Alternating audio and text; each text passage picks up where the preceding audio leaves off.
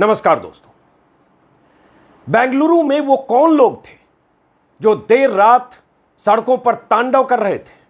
वो कौन लोग थे जो देर रात कांग्रेस विधायक के घर पर धावा बोल रहे थे क्योंकि विधायक के भतीजे ने एक फेसबुक पोस्ट लिखी थी?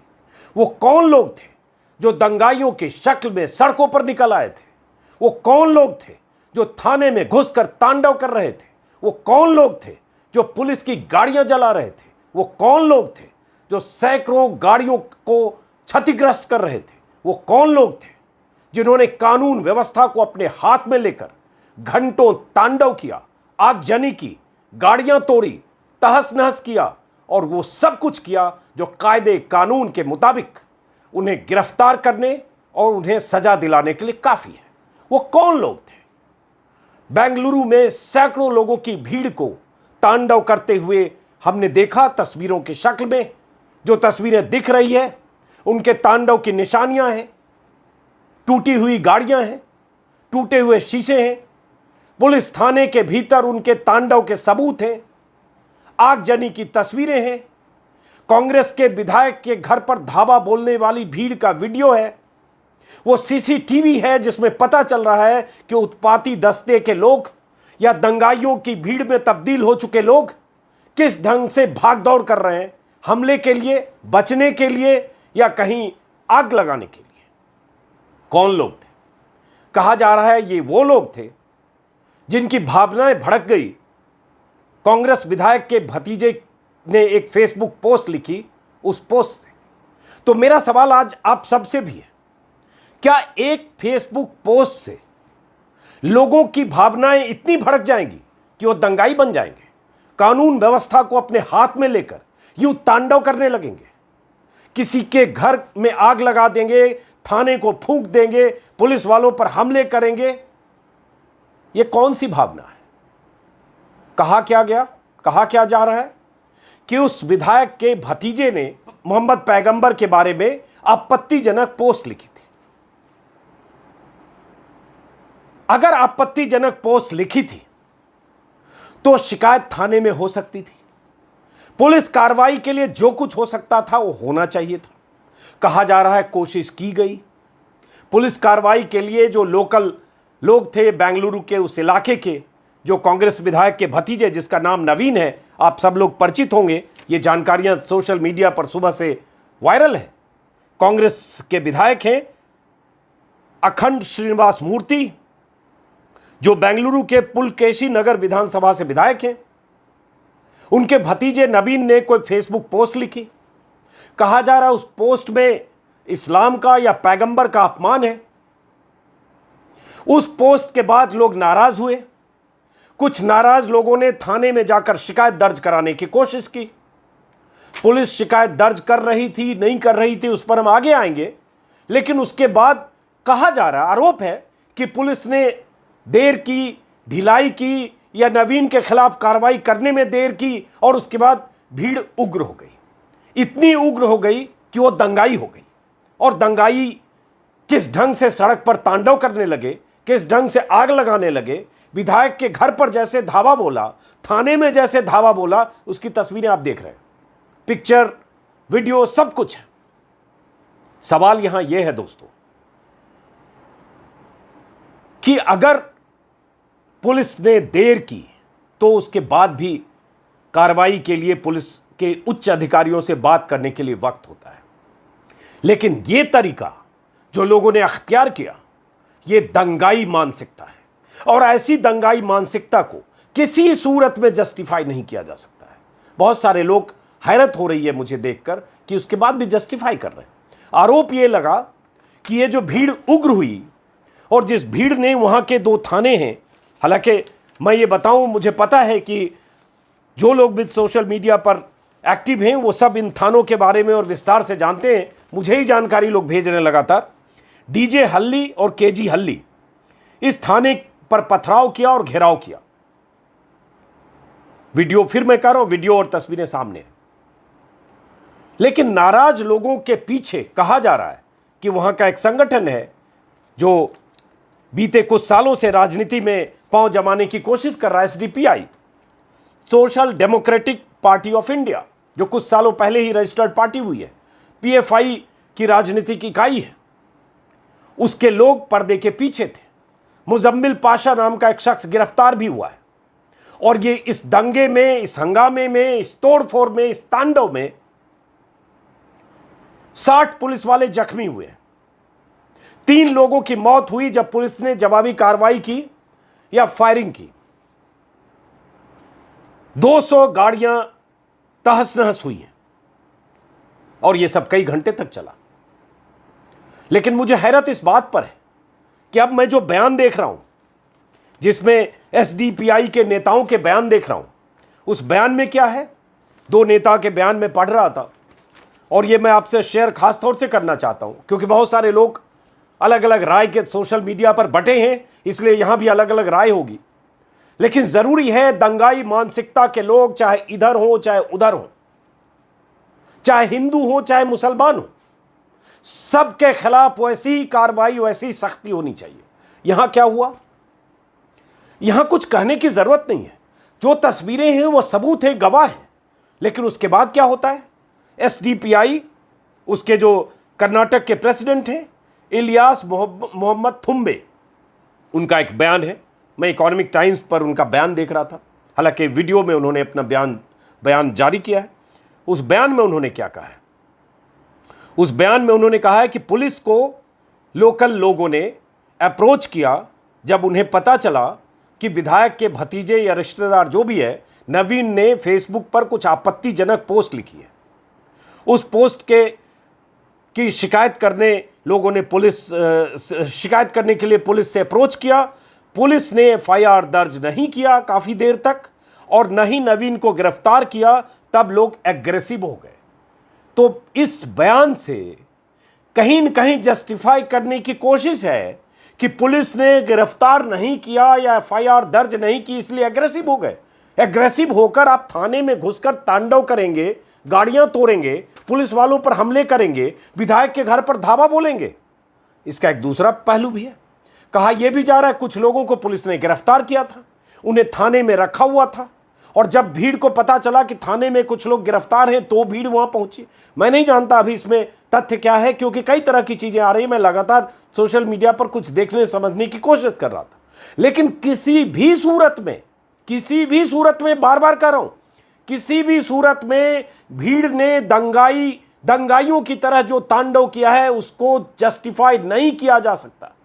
उसके खिलाफ कार्रवाई होनी चाहिए उसी में। और इस बयान से ये बयान इस बात की तस्दीक करता है कि ये कह रहे हैं कि भीड़ उग्र हो गई क्योंकि पुलिस ने कार्रवाई नहीं की या कार्रवाई करने में देर की। अगर पुलिस ने तुरंत 3 घंटे या 2 घंटे में किसी शख्स को गिरफ्तार नहीं किया क्योंकि उसने कोई फेसबुक पोस्ट लिखी थी, हालांकि यह भी पता चला उसने डिलीट कर दिया, तब तक तो क्या उसके बाद भीड़ ये करेगी? सवाल यह भी है कि ये कौन लोग थे, कैसे रात में 100-200 लोग आ गए और कैसे भीड़ इतनी उग्र हो गई? क्या सुनियोजित था? क्या इसके पीछे कुछ लोग इनको उकसा रहे थे? उसके बाद इसी में एक और बयान है एसडीपीआई के ही दूसरे नेता का, इकोनॉमिक टाइम्स में ही मैं उसी को कोट कर रहा हूं। मोहम्मद शरीफ हैं कोई बेंगलुरु यूनिट के प्रेसिडेंट, उनका भी वही बयान है कि अगर पुलिस ने कार्रवाई की होती तो यह घटना ना होती। और एक लाइन और आगे उन्होंने कहा है, धर्म एक सेंसिटिव इशू है। पुलिस जानती थी कि पुलिस के पास शिकायत करने के लिए लोग आए हैं और नाराज हैं, फिर भी 3 घंटे तक कुछ नहीं हुआ। नवीन ने ऐसी पोस्ट पहले भी लिखी थी और कार्रवाई नहीं हुई क्योंकि उसका पॉलिटिकल कनेक्शन था। तो एक लोकल मामला था, लोकल नोक-झोंक कहें, सोशल मीडिया पर एक दूसरे के खिलाफ पोस्ट, एक दूसरे को नीचा दिखाने वाला पोस्ट, जो भी हुआ होगा। लेकिन फिर इनका बयान भी कहीं न कहीं यह जस्टिफाई करता है कि पुलिस ने कार्रवाई करने में देर हुई इसलिए लोग नाराज हुए। अरे नाराज नहीं हुए, लोग दंगाई हो गए। लोगों ने थाने में तांडव किया, लोगों ने तोड़फोड़ की, लोगों ने विधायक के घर पर धावा बोला, लोगों ने 150-200 गाड़ियों को आग लगा दी। ये तस्वीरें, ये वीडियो उस बात का सबूत है। आप ये कैसे कह सकते हैं लोग नाराज हो गए? लोग नाराज हो जाएंगे तो कुछ भी करेंगे। तो मैं इस बात पर एक लाइन में सिर्फ अपनी बात कहूंगा कि जितनी सख्त कार्रवाई हो सकती है इन दंगाइयों के खिलाफ होनी चाहिए। अब इसमें मुजम्मिल पाशा नाम का शख्स है, जो एसडीपीआई का कार्यकर्ता है। हालांकि एसडीपीआई के लोग कह रहे हैं कि वो लोगों को समझाने की कोशिश कर रहा था, या भड़के हुए लोगों को मनाने की कोशिश कर रहा था, या पुलिस की मदद कर रहा था, ये जांच से पता चलेगा। लेकिन फिलहाल कहानी इतनी आती है। अब एक तस्वीर इसमें और सुकून देने वाली है, जरूर उस वीडियो की भी बात होनी चाहिए। वो वीडियो है कि जब इलाके में तांडव हो रहा है, आगजनी हो रही है, दाएं बाएं आगजनी की तस्वीरें हैं, दंगाई सड़क पर हैं, तब एक मंदिर को बचाने की कोशिश करने के लिए ह्यूमन चेन बनाया गया। जो उसी में या उस वक्त वहां जो लोग रहे होंगे, उन्होंने ह्यूमन चेन बनाकर दंगाइयों से या उस भीड़ से मंदिर को बचाने की कोशिश की है। और वो तस्वीर दिख रही है, अब वीडियो मैं आपको दिखा रहा हूं। तो यकीनन ये एक सुकूनदेह तस्वीर है। सुकून की बात है कि कुछ लोग तो ऐसे थे, कुछ लोग तो ऐसे वहां थे जिनमें सेंस था कि ये नहीं होना चाहिए, या इस मंदिर पर हमला ना हो, या हमलावर या दंगाई मंदिर में ना घुसे। लेकिन बात इतनी नहीं है दोस्तों। बात यह भी है कि क्या इतने लोग अगर ह्यूमन चेन बनाकर उस मंदिर को बचा रहे थे, तो क्या इतने लोग अगर दंगाइयों को भी समझाने की कोशिश करते तो भी क्या यही सब होता? ये कुछ सवाल है मेरे। और उसके बाद राजनीति होनी थी, शुरू हो गई। बीजेपी को मौका मिला, कर्नाटक में सरकार बीजेपी की। अगर लॉ एंड ऑर्डर फेल है तो उसके लिए बीजेपी जिम्मेदार है। पुलिस ने अगर कार्रवाई नहीं की 3 घंटे तक तो बीजेपी की सरकार है, जो वहां के लॉ एंड ऑर्डर के जिम्मेदार पुलिस वाले हैं, उनको कार्रवाई करनी चाहिए थी। लेकिन अब इसमें राजनीति ये हो रही है कि हर तरफ से बयान आ रहे हैं। उस बयान में बीजेपी के नेता कांग्रेस को टारगेट कर रहे हैं, कांग्रेस के नेता बीजेपी को टारगेट कर रहे हैं, एसडीपीआई के नेता कांग्रेस को टारगेट कर रहे हैं। ये तमाम तरह के बयान है। कुछ बयान आपको बता देता हूं। तेजस्वी सूर्या जो fire brand member of parliament है, उन्होंने कहा है कि दंगाइयों की संपत्ति जब्त करने के लिए योगी की सरकार की तरह कार्रवाई करनी चाहिए। योगी मॉडल अपनाना चाहिए कि जो इसमें शामिल है उनकी जायदाद और संपत्ति जब्त हो। ओवैसी ने निंदा की है, असदुद्दीन ओवैसी ने, कि हिंसा की भी निंदा की है, और सोशल मीडिया में जो पोस्ट हुआ, फेसबुक पोस्ट हुआ, उसकी भी निंदा की है। और कहा है अमन बहाली की अपील की है उन्होंने। अभिषेक मनु सिंह भी जो कांग्रेस के नेता हैं, उन्होंने भी कहा हिंसा को किसी भी सूरत में सही नहीं ठहराया जा सकता। जो फेसबुक पोस्ट जिन लोगों ने लिखा उनके खिलाफ भी कार्रवाई हो।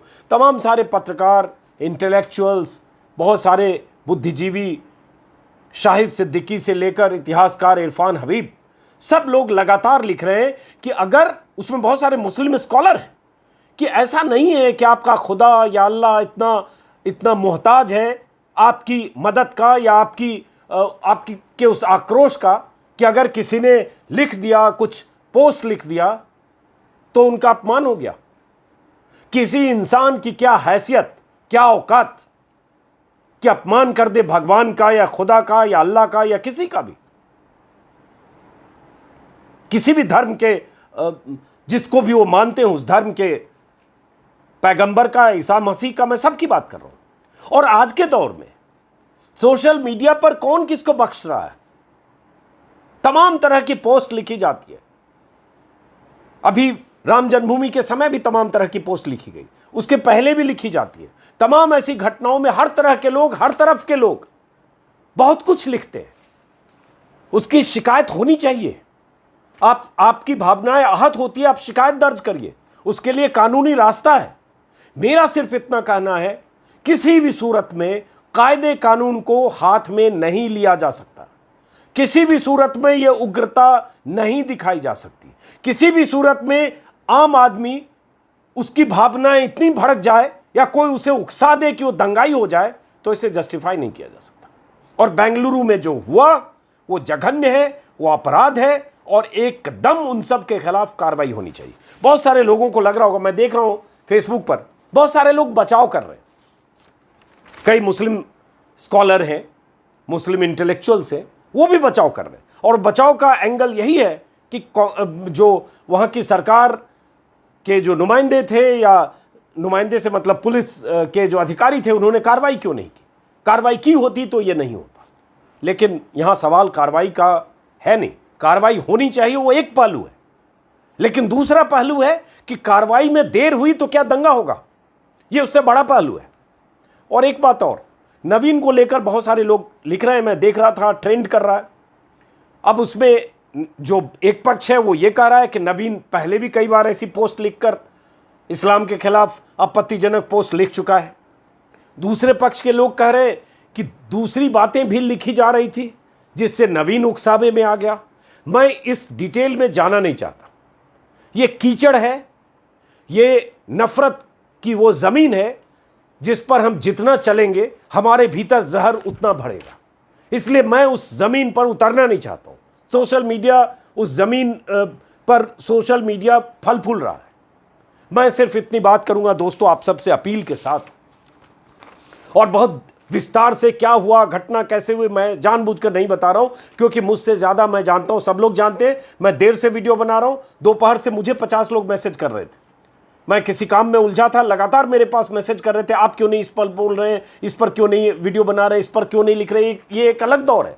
वो तमाम लोग, वो तमाम फर्जी राष्ट्रवादी लोग जो ऐसे मामले अगर कहीं और होते, किसी दूसरे धर्म पर हमला होता जैसे दिल्ली में हुआ था, तो ये शांत होते, तालियां बजाते।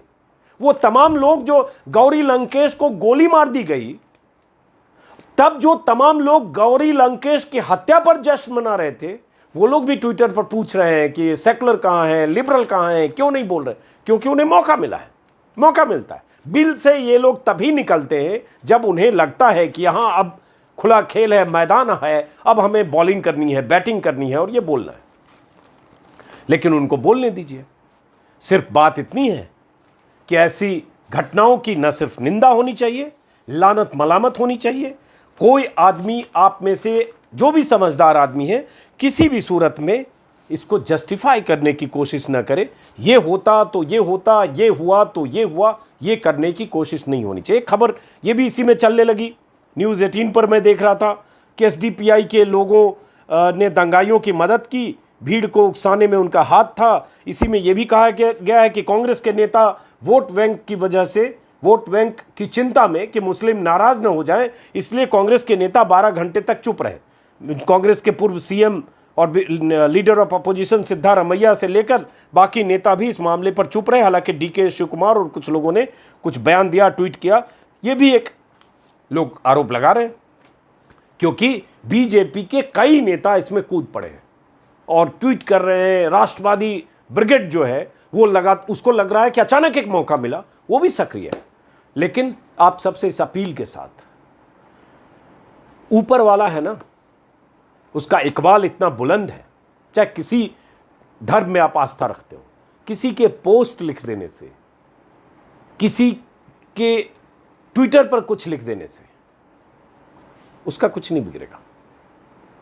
आप अपने दिमाग को, अपने जहन को काबू में रखिए और दंगाई मत बनिए।